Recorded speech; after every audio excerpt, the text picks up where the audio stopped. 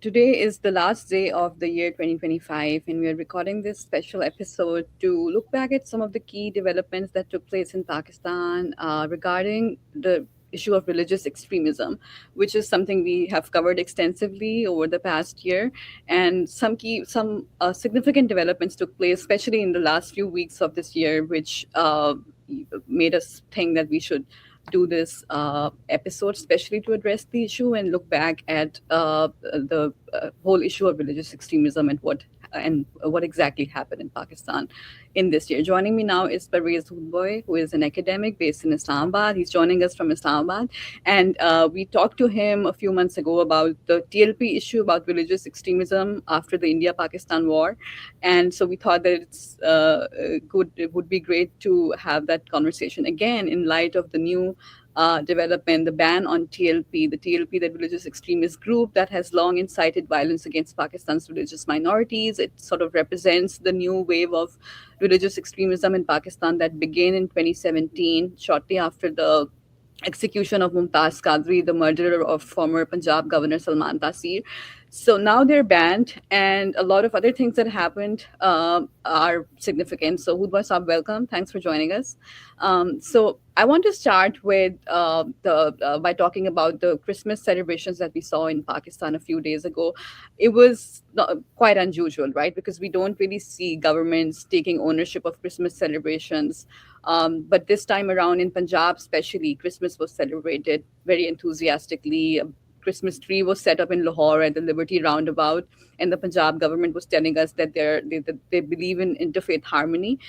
So that was quite unusual. A lot of people think that it does seem like it's a shift from the time when Pakistan, when the state was actually encouraging religious extremism, to a point where now the TLP, which used to incite violence against minorities until recently, is now banned. There is a crackdown on them, and the government is telling us that interfaith harmony is good. So I felt very optimistic to see that.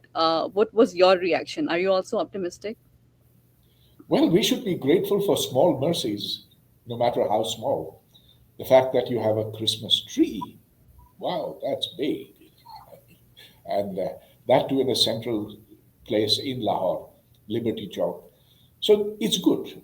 I think there's an attempt by the government now to distance itself from the kind of extreme religious elements it has been exploiting in earlier years. But then we should not take this too seriously. The fact is that Pakistan's minorities are not in good shape. They are fearful, they are cowering, and they feel constantly under attack, not so much from the state, but from society around them, which has been radicalized over the years. And this radicalization did not happen by accident. We can trace it all the way back. Well, how far back you want to go is up to you, but from the days of Ziaul Haq, which then changed so much, and in which Muslims were prioritized in everything. The blasphemy law was put into effect then, was rather changed so that the minimum penalty for blasphemy is death, and the majority of those who were accused of blasphemy were non-Muslims, principally Christians and Ahmadis. In fact, I should reverse the order and say Ahmadis, who today can be arrested and imprisoned only for saying Bismillahir Rahmanir Rahim or possessing a, a copy of the Quran or writing a Quranic verse that is uh, that is publicly displayed. So the oppression of the minorities hasn't gone away, but as I said, we have to be grateful for small things. Right, small mercies. So the TLP was banned in October, and since then there has been a crackdown on them. Their leadership is in prison. They're not able to incite violence anymore. They're not able to practice hate speech the way they used to. But we don't know for sure if this is going to last. Do you think that what we're seeing now is it any different from uh, the so-called enlightened moderation of Pervez Musharraf that we saw, that didn't go anywhere, right? It didn't really work, and we knew that it was not something that was meaningful, right? So is this just like that? Is it different from Musharraf's campaign, or what exactly do you think would be a sign that the government is serious and it wants to, change course and actually make a difference when it comes to religious extremism? Musharraf wanted to change people's thinking. Here, I think the motivation was different. It comes out of expediency. The fact is that the TLP, with a very regressive agenda and dedicated to only one matter, which is defense of the honor of Prophet Muhammad, uh, became a real nuisance. They became a nuisance at the time of Imran Khan, although they had been created to have Imran Khan placed there as prime minister, and then they got out of hand, basically. And that always So, happens, right? That's the pattern. Whenever they create yeah, something, it goes out of hand.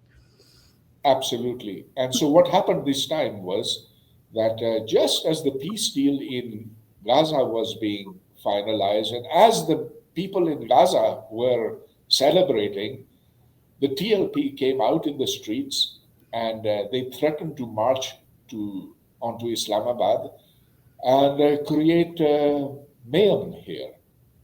So then the establishment, and of course the military establishment has to be fully on board for such an action to take place, and the government of PMLN, Maryam Nawaz in particular, they said, well, basically they had no option.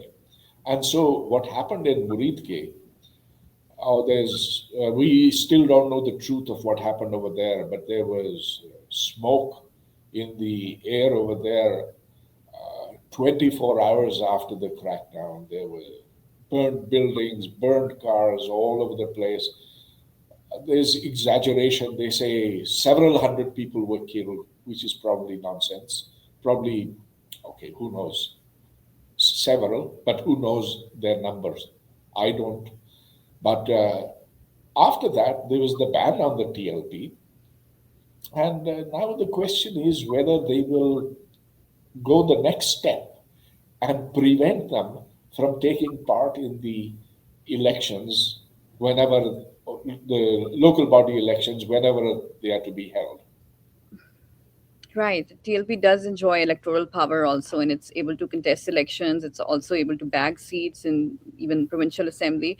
So that would be a real challenge. And as we discussed, it's not banned. They haven't proscribed the group under the Election Act, which means that it can still technically contest elections. So that's going to be a real challenge when we have Yeah, elections. and it was the sixth largest party in Pakistan. And so that tells you a little bit about how these crazed, absolutely crazed, mad fundamentalists are able to uh, get such a big fraction of the popular vote. And so that to me is the really scary thing. Right. So we could dismantle the TLP, but the mindset that comes with a group like that, that cannot just magically go away with this crackdown, right?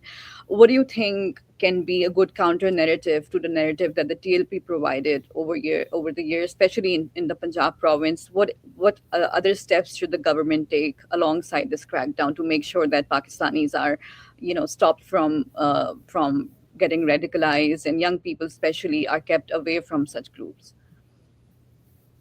Well, I think it's pretty clear. What you have to say is that Pakistan is inclusive, that this is a pluralist society where everybody has equal rights, that it doesn't matter whether you're Shia or Sunni or, here is the difficult one, or Ahmadi Yeah, I was going to come to that. or, or Christian. Forget the Jews because there aren't any left. I think there were three the last time somebody counted. But we have to now create a healthy society. That society, our society right now is sick. There are religious forces tearing away at every corner. And you can see that today the state is in a dilemma. Who is it fighting presently? Not India. It's fighting the Taliban. Those who were our chosen people, who were the flag bearers of Islam, those who say today that we are fighting the Pakistan army because they're a bunch of hypocrites, we are fighting for true Islam. And of course, they're fighting also to get rid of the Durand line, which separates Afghanistan from Pakistan. But theirs is a religious fight too. And so, look, this is what religious fractionation brings you. Right. You talked about the Ahmadi community, and there were several reports according to which the violence against this group increased in 2025. Why are they always targeted? Every time there is some sort of political opposition, their name is used to malign. Politicians use their name, accuse each other of being sympathetic to the community, just in order to get votes and sort of woo their support base. Why are they always targeted? Do you think it's because of the part of the constitution that declares them non-Muslim and paves the way for their persecution? Will this ever end? We talk about the shift that we saw in recent days, but will this shift also include more tolerance for this community, or will their persecution continue? I don't think that any lessening of persecution of Ahmadis has happened this year. In fact, one hears evidence to the contrary. But basically, they are hated so much because the hate mongers have been left uncontrolled. So, organizations such as Khatme Nabuwat, they have a free reign. They can spout, they can even call for people's murders, and then those people indeed are murdered. And all this in full view of the government, of the authorities. If you want to get even with someone, all you have to do is accuse him or her of being an Ahmadi, or say that person has committed blasphemy. Now, the first is verifiable, I suppose, to some extent, that people come from families, and those families are known to be Ahmadis or regular Muslims or whatever. The second one is also extremely dangerous. And there's now a booming blasphemy business in Pakistan. People are making a lot of money from that. And interestingly, the people who are involved in the blasphemy business, who are minting their millions, they are also the same ones who went after the Ahmadis. And in fact, one name is being very commonly taken, and that's an activist of the anti-Ahmadi movement, and his name is, I think, Hassan Muawiyah. Uh, there's, I mean, it's incredible that all this is happening in full view of the government. In fact, the Federal Investigation Agency, or rather, I should say, the special branch of the FIA, identified members of their own organization, that is FIA. So there's a slight difference between the special branch and the other, who are fully engaged in the blasphemy business. And uh, there's a good 40-page report out on that, identifying individuals, identifying times when they used what is called honey trapping to lure people into their net, and then there's also evidence of a murder committed by these uh, by these people. Yeah, definitely. We have covered that story extensively, the Blasphemy Business Group, and they're also able to target even judges. Even judges are afraid of them because they can accuse anyone of blasphemy. And you have instances of judges being targeted, lawyers have been killed. So that's very easy for them to use the blasphemy law. So there is often this view that a lot of people use, that they draw comparisons between religious extremists, people groups like the TLP, and they say that liberals are no different from them. Pakistan's leftists and liberals, they're also, the way they want to impose their own sort of lifestyle on the Pakistani society, they're just like them.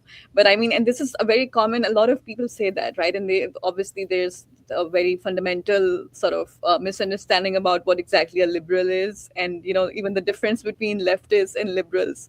So what do you think about this comparison that people draw? Oh, what a joke! What a joke! Yeah, yeah. They call us bloody liberals. I am happy and proud to be called a liberal. I have not called for anyone's execution.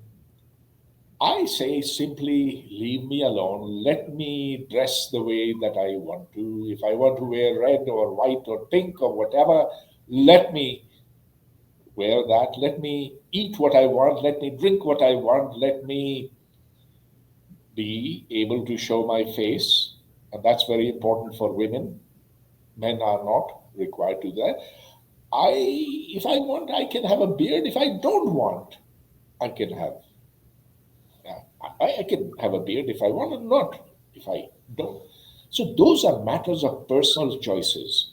And I say that I certainly am a liberal in that regard. Now, if people get offended by my not having a beard, where I say,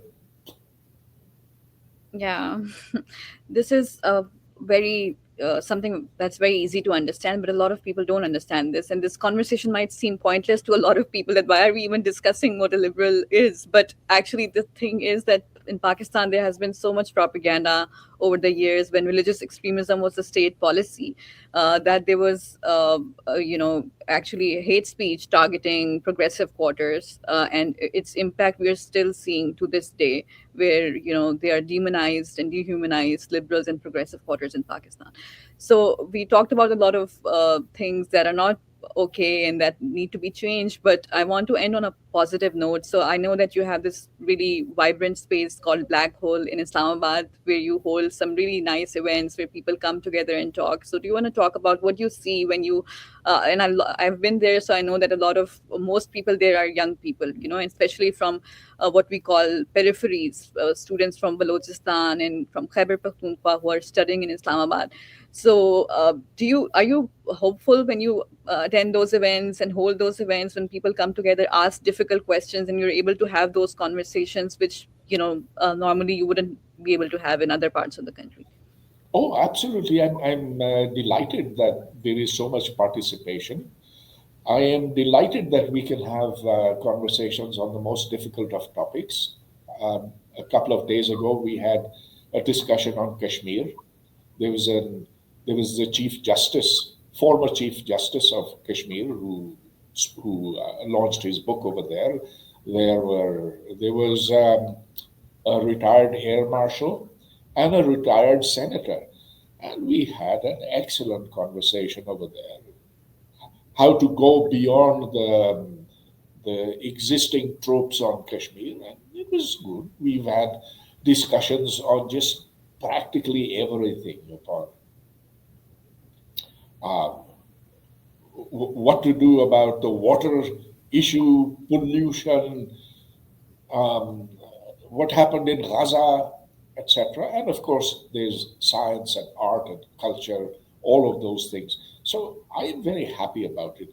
I think that the people of Pakistan need a free space. You know, when we started the Black Hole, we thought that we'd be able to do only one event every 10 days. Then we said, okay, we're too pessimistic, maybe once a week. Because it seemed to us that there was not enough intellectual matter that would engage an audience. And we didn't even know if there was an audience in Islamabad because what do people do over here for recreation? They go and eat. Yeah. That's the only thing that they have. So, to our great, pleasant surprise, we are about to complete our fourth year, and we have had an event every day of the week, sometimes missing the one on Monday, but sometimes two events a day, two events a day, and then music classes, and then right now we have a winter camp for kids, and oh boy, it's so delightful for me to be with little children and tell them about things like Zeno's paradox and uh, philosophical issues, mathematical issues, and they're so smart. Unfortunately, they'll get dumbed down when they go to school. Yeah, no, yeah, I was going to say that we definitely need more spaces like that. And unfortunately, in Pakistan's educational institutions, you don't really see any such spaces. People are actually discouraged from holding talks. You're asked to not discuss politics at all on campuses in Pakistan, right? So, if Pakistan's campuses had the same sort of opportunities and there's definitely, as you said, the people are really interested, right? So, there is definitely a drive and an interest among young people in Pakistan to have such conversations, but they don't really get any avenues in their where they're supposed to on their campuses. So Well, that's the students in universities really want to talk about big issues, but the administration will not allow them to do that. So I do have sessions with young people. We sit around on the grass because they won't give us a room or an auditorium. I mean, there would be enough people to fill an auditorium. So we sit on the grass and we have these study on circles. campuses. Yeah, but sometimes a little outside the campus. Oh, okay. Right. So we'll end it on that positive note, and we hope that the space that you've created at Black Hole it expands to other spaces that Pakistan's young people are given more such opportunities to have conversations, and that religious extremism, the issue of religious extremism, is truly addressed in a meaningful way, and something does come out of the recent steps that the government has taken. Huboy Saab, thanks again for joining us today.